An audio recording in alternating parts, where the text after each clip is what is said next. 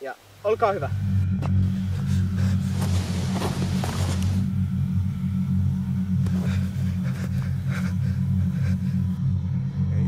Hei.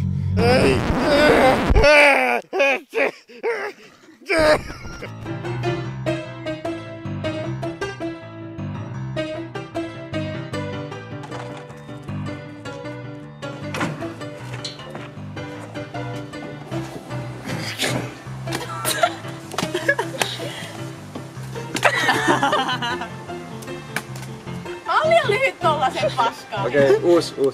Että sinä voit vittuilla. Mä unohdin repla.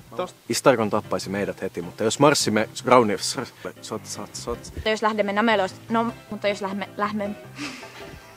Istarkon ja paetkaa siihen mökkiin, jossa yövyimme. Mikä vittu se maja? Et silmän räpäyksessä. Mitä? Mikä on?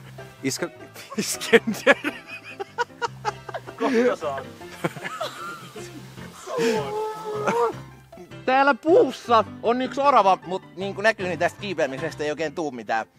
Ja sit mä törmäsin yhteen mäyrää, mut kun mäyrä maistuu pahalti, en mä jaksanut ottaa sitä kiinni.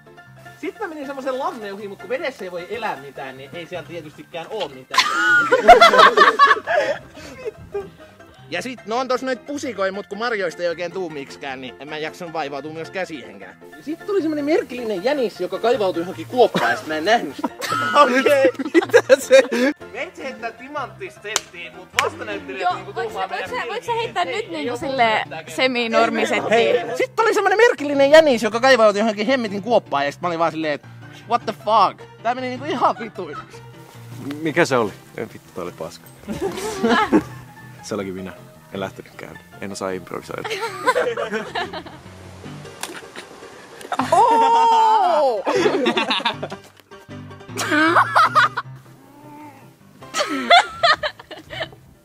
Ja kaikista iljettävin sen kätyreistä oli semmonen hullu mielipuoli silmäpuoli. Se mielipuoli silmäpuoli. Viimeinen velho, joka... No! Voi jumalauta! Ulos!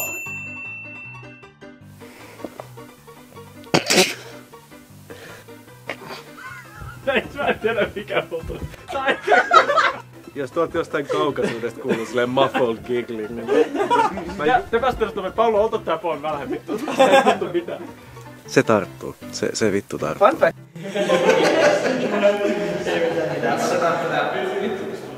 On aika...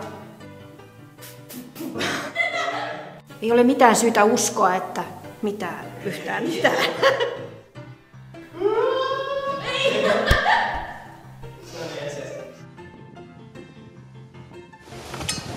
Joo, uudelleen. Mitä? Miksi? Istar. Luotit raatoja syövän. Uudelleen. Ei noin! Ei noin! Se ei ole mikään vitun bumerangi. Please sano, että toi tuli nauhalla. Tuli jo. Tai et sä kyllä. Jatketaan. Joo.